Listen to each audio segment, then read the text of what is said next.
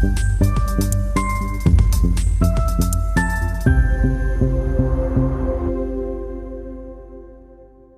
मित्रांनो, मुंबई महानगरपालिकेत महापौर पदासाठी उमेदवार द्यायचा का नाही द्यायचा, तर कोण द्यायचा, या सगळ्याची खलबत उबाठा सेनेच्या खलबत्त्यात सुरू असताना भाजपाने महापौर पदाचा आणि उपमहापौर पदाचा उमेदवार महायुतीने घोषित केला.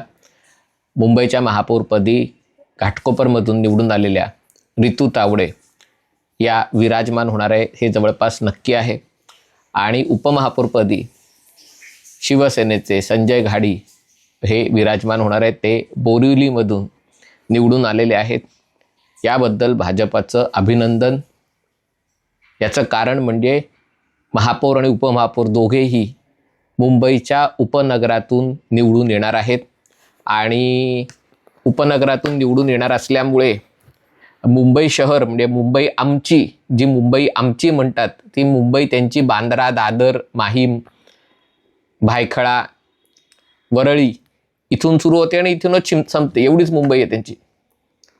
आणि त्यामुळे सुरुवातीला नावं चालवण्यात आली होती, त्याच्यामध्ये मुख्यतः पूर्वाश्रमीच्या शिवसेनेतच असणाऱ्या शीतल गंभीर देसाई, की त्यांचं नाव देवेंद्र फडणवीसांनी घेतलेलं आणि त्यांचं नाव घेण्यात येत होतं. तसंच तेजस्वी घोसाळकर यांचं नाव घेण्यात येत होतं.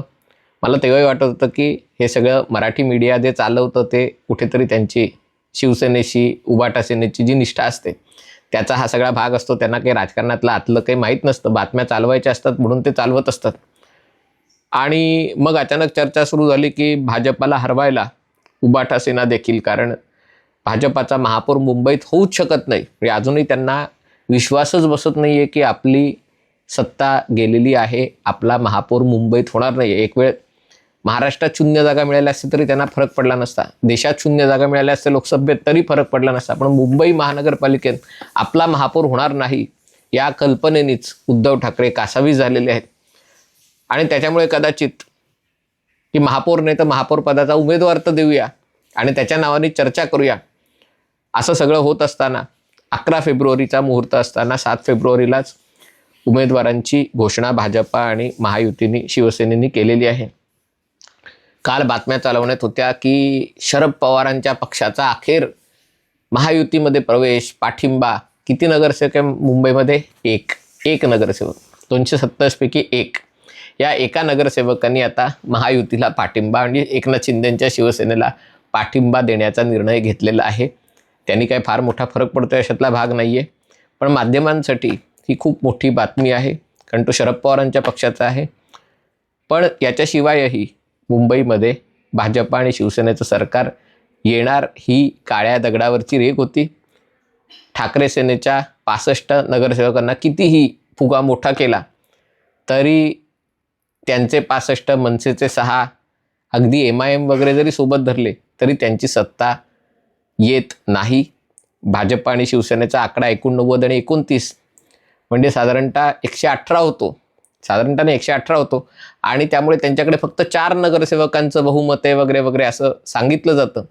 पण हे सांगणाऱ्या लोकांनी एक गोष्ट लक्षात घेतली पाहिजे की उबाठा सेनेला म्हणजे आणि उबाठा सेनेचा आधीचा पक्ष असलेल्या शिवसेनेला देखील मुंबई महानगरपालिकेत कधी अशा 130-140 जागा कधीही मिळाल्या नव्हत्या. अनेकदा त्यांना 100च्या खालीच जागा मिळालेल्या होत्या.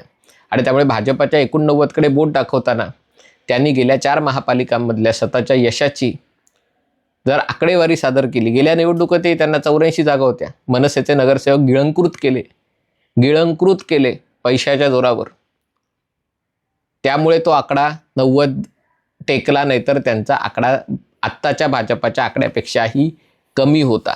आणि त्यामुळे उगाचच असं दाखवण्याचा जो प्रयत्न चालू होता की भाजपाकडे काही मॅन्डेट नाही आहे, 89 जागा हे काही मॅन्डेट नाही आहे, मुंबई महानगरपालिकेत बहुमतासाठी 114 जागा हवेत आणि भाजपकडे फक्त 89 जागा आहेत. पण लक्षात घ्यायची गरज आहे, भाजप आणि शिवसेना या निवडणुका महायुती म्हणून लढली होती. याच्याशिवाय अजितदादांचा राष्ट्रवादी काँग्रेस आणि शरद पवारांचा राष्ट्रवादी काँग्रेस दोघांचाही भाजपला पाठिंबा आहे.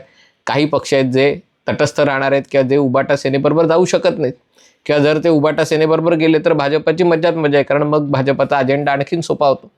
आणि त्यामुळे जरी आकडा 118, 120, 122 वगैरे दिसत असला तरी सरकार भक्कमपणे दोन्ही पायावर उभं आहे.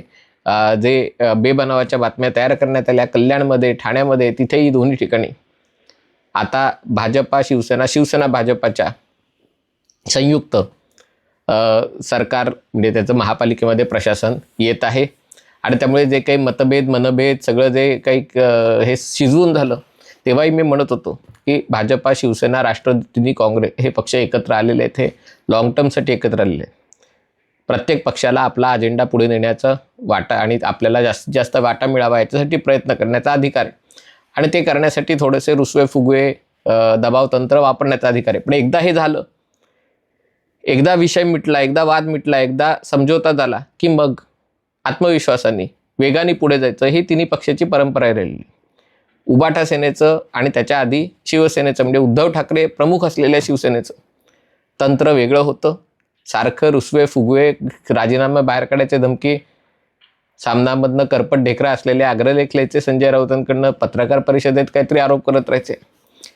अशा पद्धतीने महापालिका पुढे जाऊ शकत नाही. आता मुंबई महानगरपालिकेमध्ये एक नवीन पहाट होणार आहे. फिक्स्ड डिपॉझिटच्या आधारे महापालिका चालवणं बघा, फिक्स्ड डिपॉझिटला बॅरोमीटर बनवून महापालिका चालवणं बघा, फिक्स्ड डिपॉझिटमध्ये किती ठेवेत, याच्याऐवजी लोकांची किती कामं झाली, लोकांसाठी कोणत्या सुविधा उभारल्या, जे अडकलेले प्रोजेक्ट्स होते, अर्थात ते सगळ्याची जबाबदारी महापालिकेची नाही आहे. अनेक क्षेत्रात ही खाजगी क्षेत्राच्या अडकलेल्या इमारती असतात किंवा त्याच्यामध्ये राज्य सरकार, केंद्र सरकार प्रत्येकाचा काहीतरी वाटा असतो.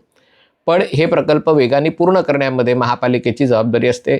सर्वसामान्य लोकांसाठी आवश्यक सेवा सुविधा, याच्यामध्ये घनकचरा व्यवस्थापन असेल, सांडपाणी आणि त्याचं व्यवस्थापन असेल, या सगळ्या गोष्टी मुंबईसाठी अतिशय आवश्यक आहेत. आदित्य ठाकरे स्वतःला पर्यावरण प्रेमी म्हणवतात, पर्यावरणाच्या नावावर ते निवडणुका लढण्याचा प्रयत्न करतात.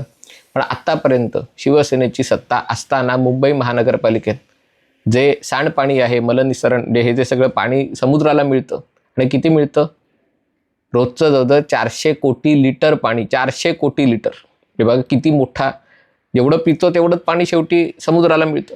ते पाणी प्रक्रिया आपण न करता आपण समुद्रात टाकत होतो, त्याच्यामुळे समुद्र प्रदूषित करत होतो, सगळ्या पर्यावरणाची वाट लावत होतो. पण त्यांनी पर्यावरणाचं नुकसान होत नाही. पर्यावरणाचं नुकसान फक्त आरेच्या घनदाट जंगलामुळे होत होतं. कारण त्या घनदाट जंगलात कारशेड झाली नसती तर मग दुसरीकडे जमीन उपलब्ध करून कारशेड करता आली असती, एवढाच त्याच्या मागचा हेतू होता. आणि त्यामुळे अशा प्रकारचं पर्यावरणाचा मुद्दा असेल तर तो भाजपाला हे करावा लागेल. भाजपाचं महापालिकेत सरकार येतं आहे, हे खरं आहे की मुंबईची नागरी प्रश्नांची अवस्था अधिक बिकट होत चाललेली आहे. बिकट होत चाललेली ही गोष्ट स्वाभाविक आहे, कारण मुंबईचा जीवनस्तर अधिक चांगला होत आहे. आता गरीब जे झोपडपट्ट्यात राहायचे ते SRAच्या घरात राहिले गेले, आता त्यांच्या घरीही फ्रीज, AC, मिक्सर, TV सगळं आलं. आता घरी त्यांच्या 4 व्हीलरही यायला लागलेली आहे, कारण त्यांना देखील 5-6 लाख रुपयाची गाडी घेणं परवडू लागलेलं आहे. सगळ्यांना नाही, बऱ्याच जणांना. पण त्या गाड्यांसाठी पार्किंगची व्यवस्था नाही आहे. कचरा व्यवस्था गोळा करून त्याची विल्हेवाट लावण्याची, तिथे प्रक्रिया करून नवीन त्याचे डम्पिंग ग्राउंडच्या त्याला एक पर्याय देण्याची गरज आहे. डांबरी रस्ते, त्याच्यागी काँक्रीटचे रस्ते करायचे तर त्याच्यासाठी वाहतुकीचा खोळंब होणार नाही, ह्याची सगळ्याची व्यवस्था करायची गरज आहे. जगात इतरत्र कुठेही तुम्ही फिरायला जाता तेव्हा तुम्हाला एवढे सगळे पिकअप ट्रक आणि माल वाहतुकीचे ट्रक आणि माती कचरा घेऊन चाललेले ट्रक असे जगात कुठे दिसत नाहीत. हे पण मुंबईत तुम्ही ईस्टर्न एक्सप्रेस किंवा वेस्टर्न एक्सप्रेसने चाललात की तुम्हाला एवढे कचऱ्याचे ट्रक, एवढे सगळे पिकअप ट्रक, मालवाहतूक, आणि याच्यामुळे जो ट्रॅफिक होतो. आणि म्हणून म्हटलं हे चाकोरीच्या बाहेर जाऊन विचार करण्याची गरज आहे. शिक्षण व्यवस्था, आरोग्य व्यवस्था याचाही विचार करण्याची गरज आहे, कारण याचे सगळ्याचे बेनिफिशरीज आहेत. हे कर न भरणारे, बरेचदा बाहेर न आलेले, मानवतेच्या दृष्टिकोनातून त्यांच्यासाठी या सुविधा पूर्ण बरोबर आहे.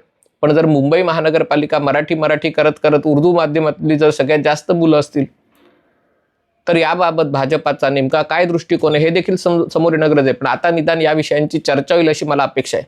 जोपर्यंत शिवसेनेची आणि नंतर उबाटा सेनेची, म्हणजे त्यांची जी सत्ता होती महापालिकेत, उबाटा सेनेची सत्ता संपल्यावरच शिंदेनी बंड केलं, पण म्हणजे मगच उबाटा सेना अस्तित्वात आली.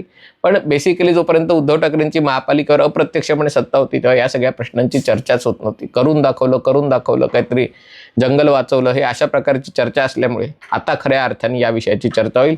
मुंबई महानगरपालिकेसाठी भाजप आणि शिवसेनेने जाहीर केलेली नवीन टीम आहे. रितू तावडे आणि संजय घाडी, दोघांचेही अभिनंदन. चांगलं झालं उपनगरातनं महापौर आणि उपमहापौर झाले, जे या सगळ्या उबाठा सेनेला मतदान करणाऱ्या लोकांना किंमत काय आहे मताची ते कळलं पाहिजे.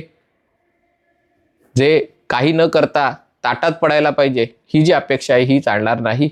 मतदान करा, जिसका साथ उसका ही विकास, अशा पद्धतीने बाकी देशात भाजपा करत नाहीये, पण निदान मुंबई महानगरपालिकेत अशा पद्धतीने वागावं, मराठी चेहरा समोर ठेवून वागावं, अशी त्यांच्याकडून अपेक्षा आहे. हा व्हिडिओ आपल्याला आवडला असेल तर कृपया लाईक करा, शेअर करा आणि चॅनल सबस्क्राईब करायची विनंती आहे. तुर्तास इथेच थांबतो. पाहत रहा MH48.